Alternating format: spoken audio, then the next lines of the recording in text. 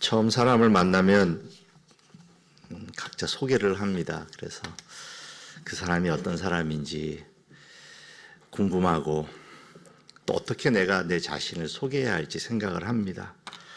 저는 용인 죽전에 살고 있습니다.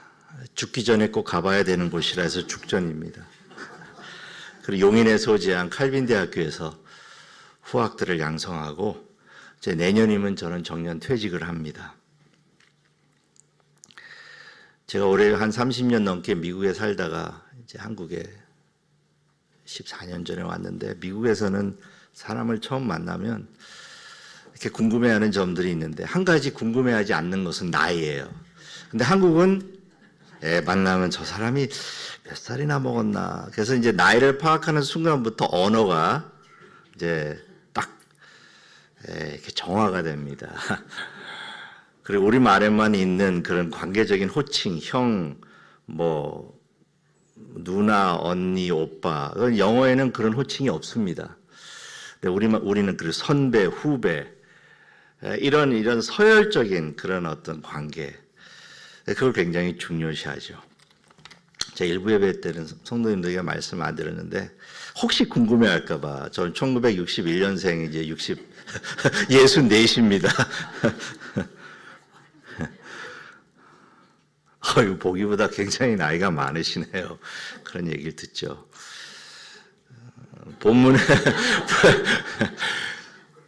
본문은 이 저자가 삭개오에 대해서 가장 중요한 세 가지 사실을, 정보를 우리들에게 주면서 삭개오가 어떤 사람인지, 그리고 지금까지 어떤 삶을 살았는지에 대해서 우리에게 암시해 줍니다. 세리장이라 이렇게 그 사람의 사회적인 직위를 말해줍니다. 성경에서 세리장이라는 직이 여기에만 언급됩니다. 세리 조직의 최고 지위에 있는 사람이죠.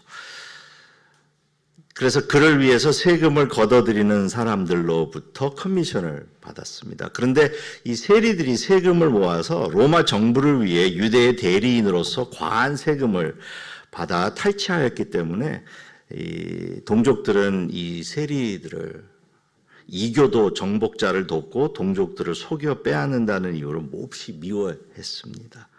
그래서 민족의 배신자라 이렇게 여겨진 사람들인데, 그 중에서도 세리장이니까 삭개오가 어떤 취급을 받았는지 우리는 짐작할 수 있고요. 그 다음에 부자, 당연히 다른 사람들의 것을 훔쳐서 얻은 부로 이웃의 피를 빨아먹는 사람이라 이렇게 여겨졌습니다. 그리고 3절에 육체적인 그런 면을 소개합니다. 키가 작다. 키가 작다는 것은 자랑은 아니죠. 핸디캡입니다. 상대적으로 키가 작았던 것 같습니다. 얼마나 작았는지는 모르죠. 제가 미국에서 살 때는 키가 큰 줄 몰랐습니다. 항상 내 키 좀 더 컸으면 좋았겠다.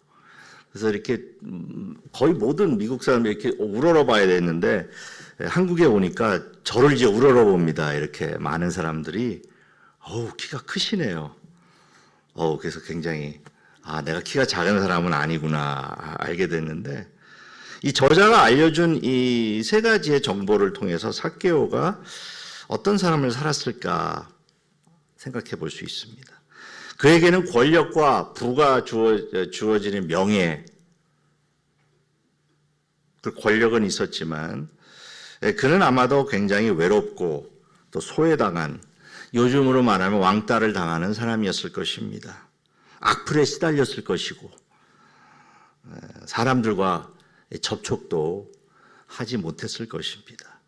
근데 이런 삶을 살면서 삭개오의 마음속에 언제부터인가 내가 이렇게는 살아서는 안 되겠다, 내 삶이 변화되기 위해서는 예수님을 만나야 되겠다라는 그런 간절한 열망이 심겨졌습니다. 3절에 보시면 예수께서 어떠한 사람인가 하여 보고자 하되라는 이 동사는 그냥 일시적으로 내가 예수님을 보고 싶다라는 것이 아니라 오랜 기간 동안 그러한 마음이 삭개오에 있었다는 것을 보여줍니다. 내가 정말 예수님을 만나고 나는 예수님을 통해서 내 삶을 변화시켜야 되겠다. 그래서 예수님이 어떤 분이신지 알고자 하는 간절한 바람이 삭개오에게 있었습니다. 이곳에 모인 성도님들이 주님 앞에 나올 때 주님을 만나고 내가 주님의 음성을 듣고자 하는 간절한 바람과 마음이 있기에 이 자리에 나와 하나님을 예배하시는 줄 믿습니다. 물론 성도들을 만나고 교제하는 것도 좋습니다. 교회를 위해서 봉사하고 섬기는 것도 중요하지만 가장 먼저 내가 주님을 만나고 주님의 음성을 나는 듣고자 한다. 나는 하나님을 예배하며 하나님의 영광을 체험하며 그분의 존귀하신 이름을 높여드리며 오늘 예배를 통하여 나는 예수 그리스도를 만나고자 합니다라는 그런 마음이 우리 모두에게 있는 줄 믿습니다. 이런 삭개오가 예수님과 만나게 되는데 이 사건을 통해 우리에게 주는 영적인 교훈 두 가지를 살펴보고자 합니다. 첫째로 우리가 가지고 있는 어떠한 핸디캡이나 장애가 주님을 만나 교제하며 주님과 함께 동행하는 것을 막을 수 없습니다. 오히려 그러한 장애나 연약함을 극복할 수 있는 힘을 주님께서 주셔서 전보다 더욱 풍성하고 올바른 삶을 살 수 있게 해 주십니다. 예수님을 만나기 위해 삭개오는 그가 가지고 있었던 장애를 극복하기 위해 준비한 흔적을 우리가 볼 수 있습니다. 4절에 보시면 앞으로 달려갔다라고 기록되어 있습니다. 많은 군중 속에서 다른 사람들 앞에서 예수님을 보기 원했기 때문에 그는 있는 힘을 다해 아마도 스프린트를 해서 앞자리에 갔을 것입니다. 아마 그의 인생 중에서 가장 간절하게 힘을 다하여 뛰었을 것입니다. 여러분들이 지금까지 살아오시면서 가장 빨리 뛰어보신 기억이 있으세요? 육상 선수들은 그 스프린트를 하기 위해 빨리 뜁니다. 속도를 내서 갑니다. 분명한 목적이 있으니까 그렇죠. 지금까지 삭개오는 늘 사람들 뒤에서 숨어 지냈습니다. 그런데 이제 예수 그리스도를 만나기 위해 사람들 앞으로 뛰어갑니다. 사람들의 시선이 두렵지 않습니다. 그리고 돌 무화과 나무에 올라가니, 전에 우리가 사용하던 성경엔 뽕나무라 기록된 나무죠. 키가 작은 이 삭개오가 그 높은 나무에 올라가는 것은 쉬운 일이 아닙니다. 아마도 삭개오는 아무도 보지 않는 시간에 이 큰 나무에 올라가는 연습을 많이 했을 것입니다. 그래, 주님이 오신다는 소식을 듣고 내가 꼭 주님을 만나야겠기에 그는 즉각적으로 행동을 취했습니다. 그런데 막상 그 높은 나무에 올라갈 때 삭개오의 심정이 어떠했을까요?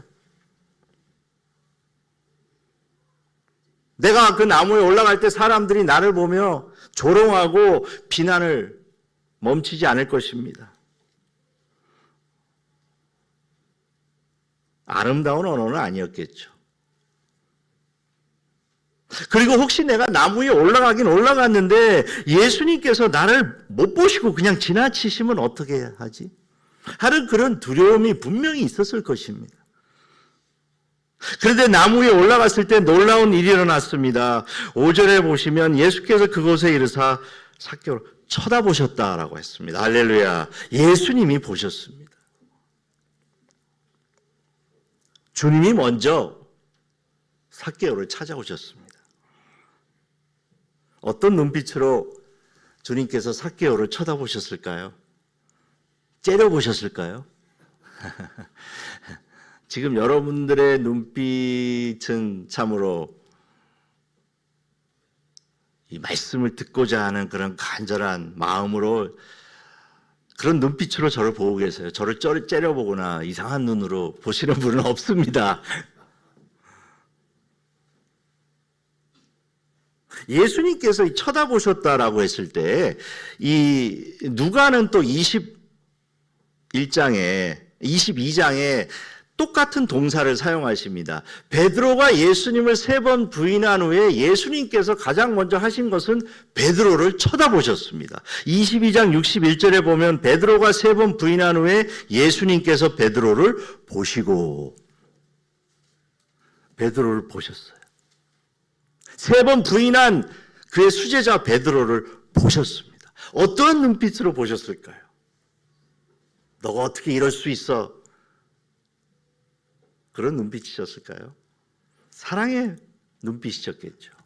불쌍한 마음으로, 그를 사랑하고 아끼는 마음으로 베드로를 보셨습니다. 바로 그 똑같은 눈빛으로 삭개오를 보셨습니다. 우리가 사람의 눈빛을 보면 여러분 언제 그 눈빛이 가장 아름답습니까? 여러분 부부싸움 할 때 눈빛 한번 보세요. 사랑스러운 눈빛으로 여보 이제 지금부터 우리 부부싸움을 시작하자 이러지 않죠. 그냥 레이저를 쏘아가면서 치열한 공방전이 시작합니다. 그거 한번 이겨보겠다고. 근데 남편들이 항상 집니다. 제가 지금까지 살면서 본 사람의 눈빛 중에 가장 아름답고 사랑스러운 눈빛은 할아버지, 할머니들이 손주를 보는 눈빛입니다. 네. 할아버지, 할머니들은 아세요. 이제 자식들은 별로 눈 들어오지도 않고 가장 먼저 변하는 게 우리 카톡의 프로필 사진, 프사가 바뀝니다. 저의 카톡 프사에도 저의 손녀딸 사진이 있습니다. 얼마 전에 첫 손녀가 태어났습니다. 아들만 둘이 있다가 손녀가 태어나니까 얼마나 기쁘고 좋은지 몰라요. 하나님이 주신 가장 아름다운 선물. 제 아내는 이제 별로 뭐 들어오지도 않고 그냥 하루 종일 제 손녀 이름이 서아인데요. 서아 사진만 봐. 너무너무 이뻐요.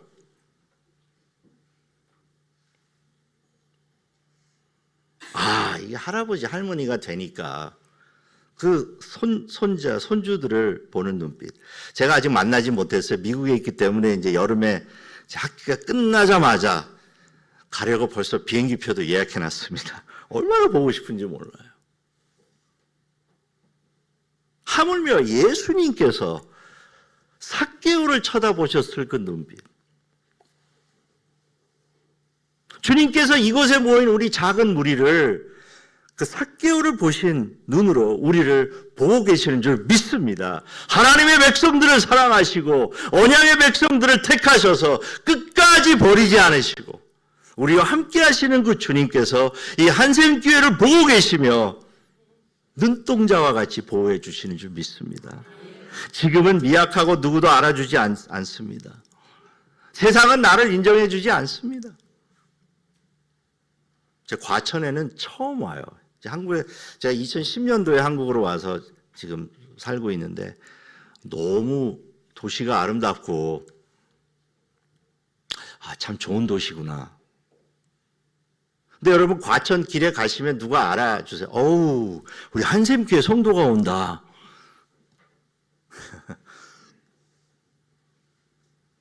세상은 우리를 인정하지 않습니다.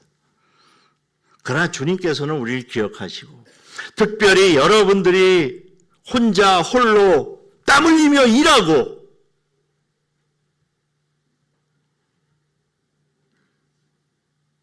여러분들의 분야에서 열심히 봉사하고 섬기는 그 자리에 주님께서 함께 하시고 여러분들을 보고 계시며 주님께서는 우리 성도들에게 시선을 고정하시는 줄 믿습니다.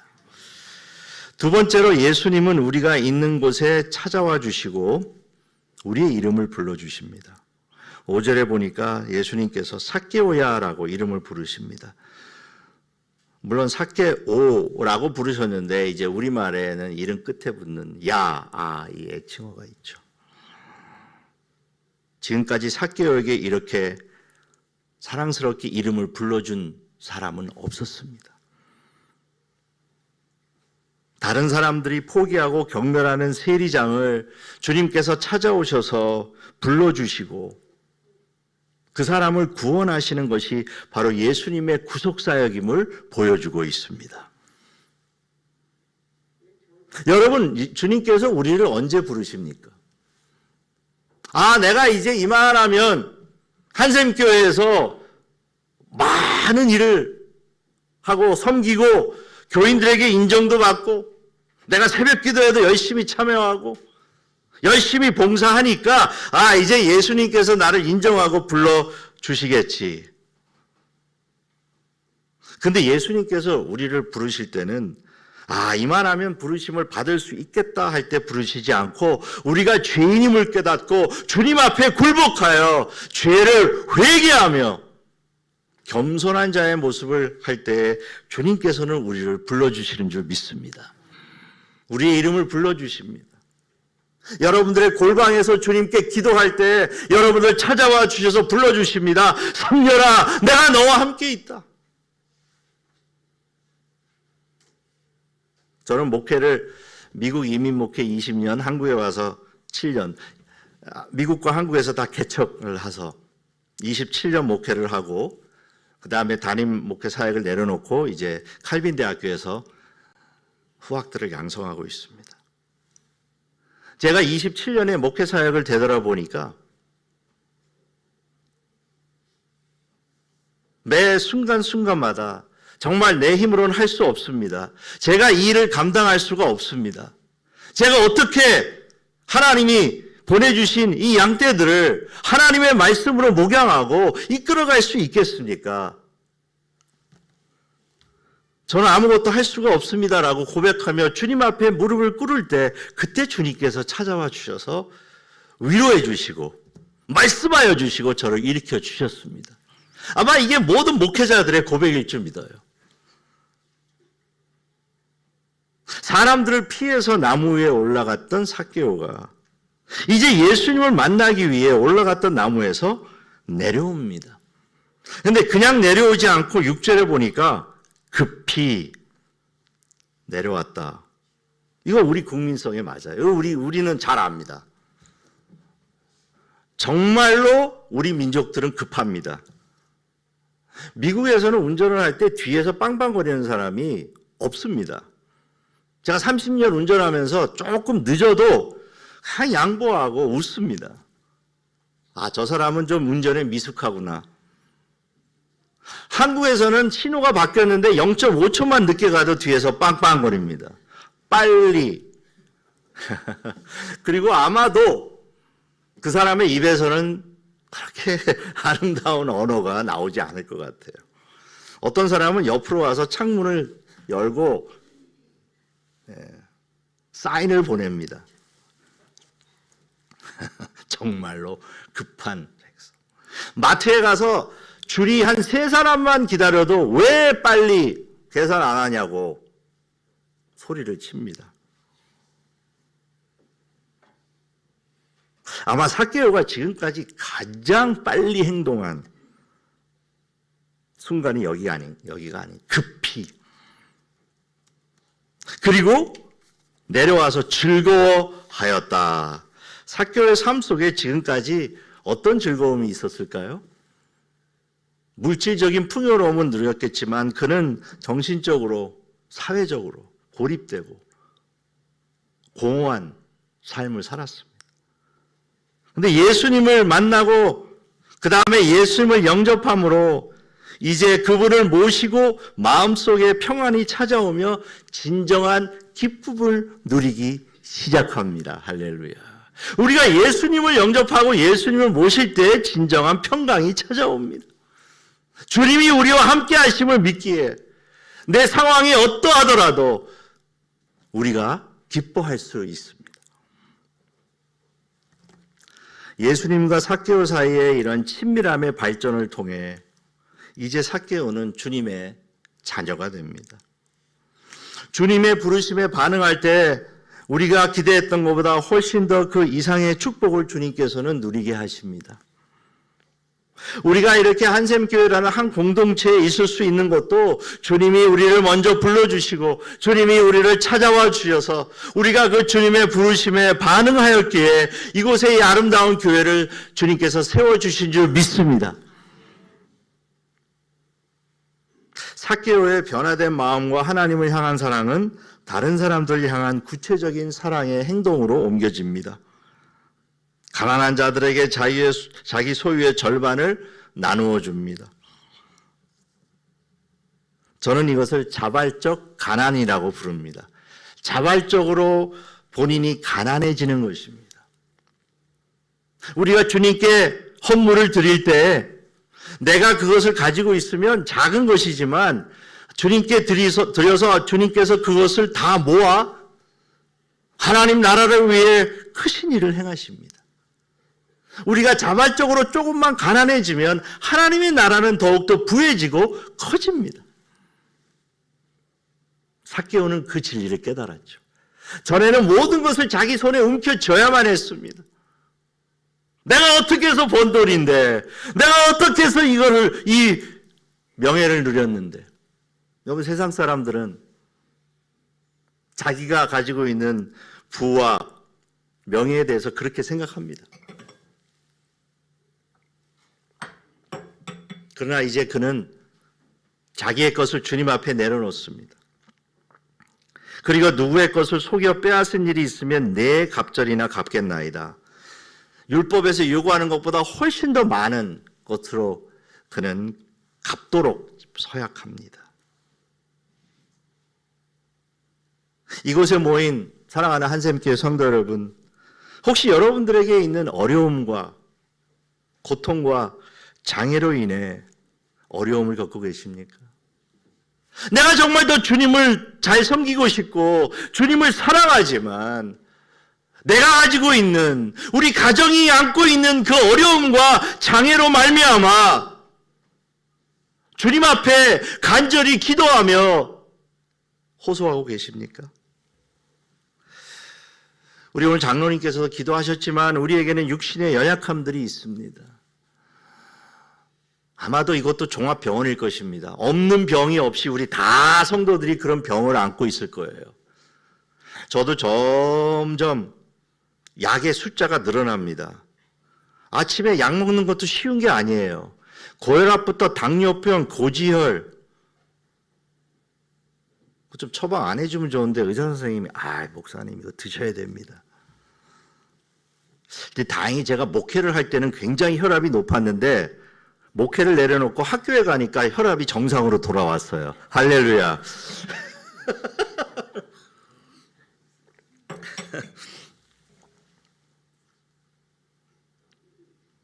육신은 고장납니다. 좀 건강을 주시면 좋은데. 제가 이제까지 목회하고 살아가면서 점점 특히 이 청력 또 시력이 좋아지신다는 분은 한 분도 못 만나봤어요. 점점 안 들리고 눈도 어두워지고. 왜 주님께서 이런 육신의 연약함을 줄까?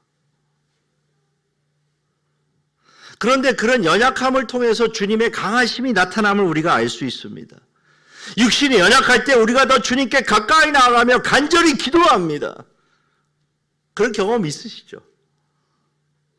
저도 제 아내가 몇 년 전에 피부암에 진단을 받고 암 수술을 받을 때 한 주간 동안 병원에 입원해서 한 주간 제가 간병인으로서 함께 한 주간을 병원에 지내면서 암 환자가 그렇게 많은 줄 몰랐어요.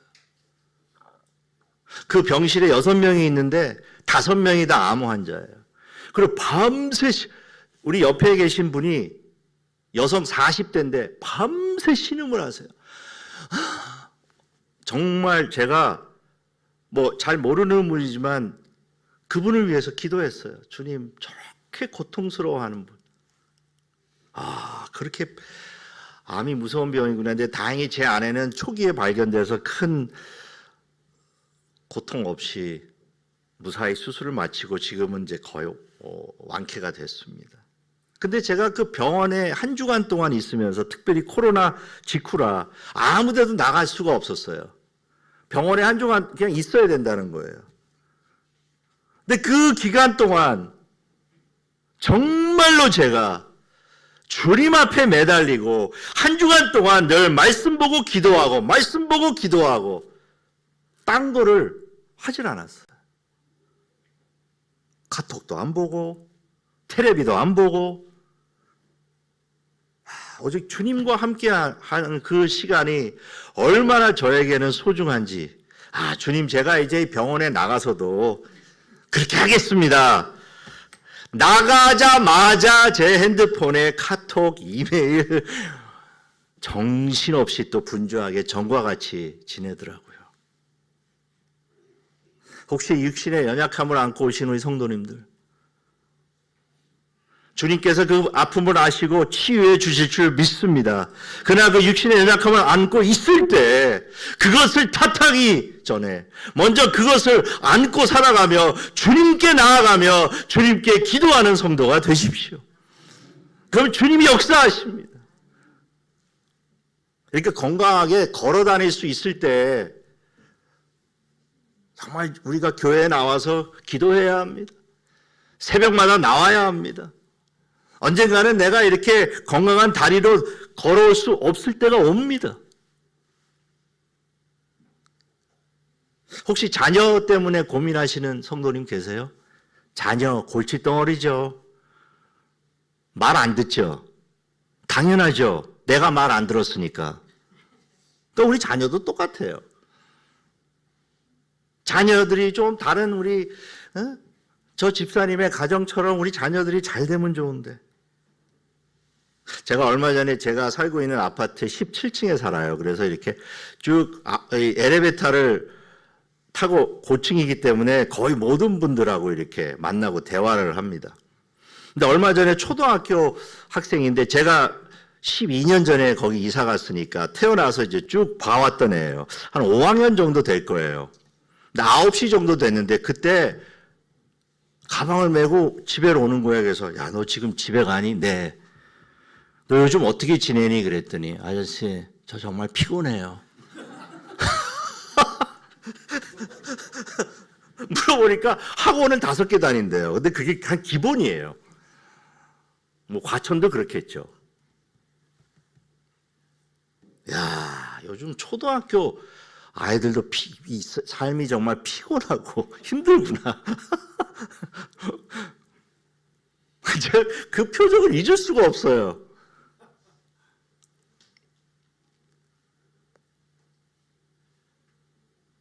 저에게는 우리 아들이 둘인데 둘째 아들이 지금 33살인데 결혼할 생각이 안 해요. 주여.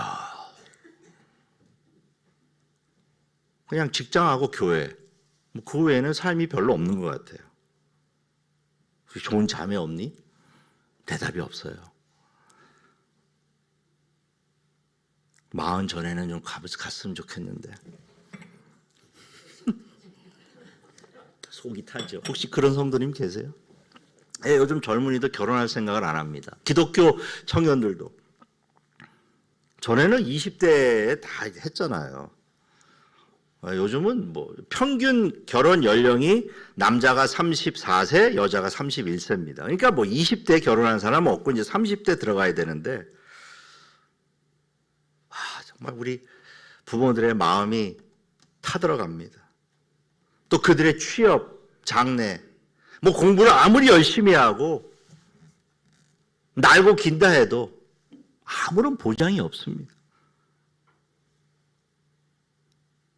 이런 여러 가지의 어려움과 장애와 핸디캡과 고통을 우리가 안고 살아갈 때 주님께서 그것을 없애주지를 않으세요. 그것을 없애주시면 좋겠지만 우리로 하여금 그 고통과 장애를 안고 살아가는 법을 배우게 하십니다. 그게 우리 주님의 섭리입니다. 그냥 다 해결해 주시면 좋은데 그렇게 하지 않으시고 오히려 그것을 안고 살아가는 법을 배우며 그것에 대처하며 더욱더 주님께 나아오도록 하십니다. 삭개오와 같이 달려가 나무에 올라가며 사람들의 시선을 두려워하지 않고, 사실 얼마나 쪽팔렸겠어요. 야, 모든 사람들이 자기를 향해서 욕하고, 뭐 요즘은 한번 계란도 던질 수 있겠죠. 그러나 그것을 아랑곳하지 않고 오직 예수 그리스도만을 바라보며 나아갔습니다. 사랑하는 성도 여러분, 그 모든 것을 주님 앞에 내려놓고 주님 나에게도 그것을 극복하며 이겨낼 수 있는 힘과 능력을 주옵소서라고 기도할 때 주님께서 그 기도를 들어 응답해 주실 줄 믿습니다. 그리고 주님께서는 우리가 있는 곳에 찾아오셔서 우리의 이름을 불러주시며 나와 함께하여 주십니다. 이제 예배가 끝나면 우리의 처소로 가고 내 일터로 갑니다.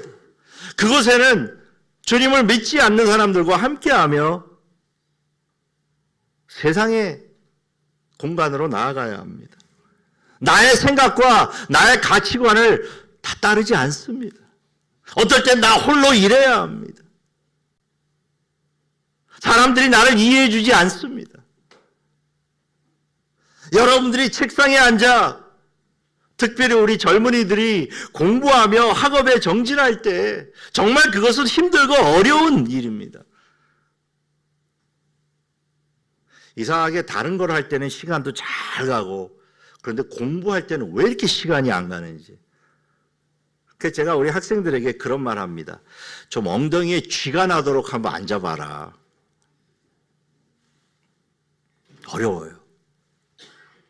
그런데 그 자리에 주님이 찾아오십니다. 여러분들의 자녀들이 도서관에서 또 스터디 카페에서 책과 씨름하며 공부하는 그 목적이 무엇인지를 분명히 가르쳐 주어야 합니다. 세상에서 성공하고 부귀와 명예를 얻기 위해서 공부하는 것이 아닙니다. 하나님의 나라의 일꾼이 되어 하나님 나라를 위하여 하나님이 부르셨기에 우리의 자녀들이 쓰임받고 이 나라와 세계를 향해 나아갈 수 있는 도구가 되도록 우리는 그들을 위해 기도하고 밀어줄 것입니다. 그 자리에 주님이 찾아오셔서 우리의 자녀와 후손들에게 하나님을 아는 지식을 주시고 우리가 공부할 때 내가 이 공부를 통해 내 자신의 이름이 높여지는 것이 아니고 오직 하나님의 이름이 높여지게 하옵소서.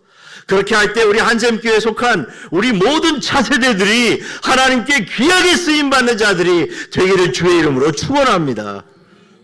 그런 희망이 있잖아요, 우리에게. 그냥 뭐 인류대학이나 보내서 세상 사람들이 원하는 그 스펙이나 쌓으려고.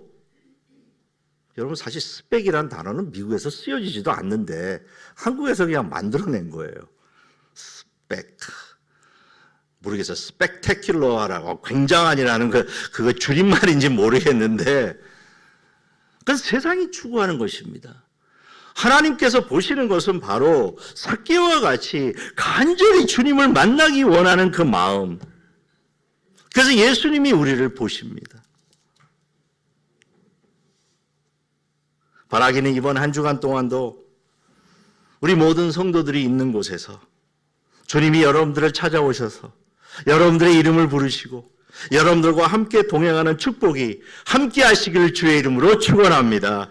그래서 우리가 가지고 있는 어떠한 어려움과 장애나 핸디캡도 극복하여 특별히 하나님께서 귀하게 세우신 이 교회가 앞으로 새로운 목사님을 모시고 하나님께서 맡겨진 사명을 감당하며 나아가는 그 축복이 함께 하시기를 주의 이름으로 축원합니다. 기도하겠습니다. 하나님 아버지 감사합니다. 삭개오를 부르신 주님께서 오늘도 이곳에 모인 우리 모든 한샘교회 성도 한 분 한 분을 불러주심을 믿습니다. 주님께 나아가기 위하여 우리는 간절히 소원하지만 우리 앞에 놓여있는 장애와 핸디캡과 어려움들이 있습니다. 우리 가정에 어려움이 있습니다. 나에게 어려움이 있습니다. 주여 그것을 다 주님 앞에 내려놓습니다.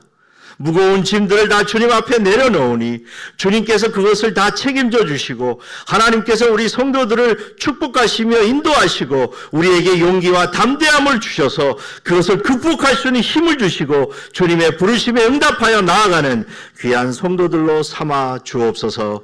예수님의 이름으로 기도드립니다. 아멘.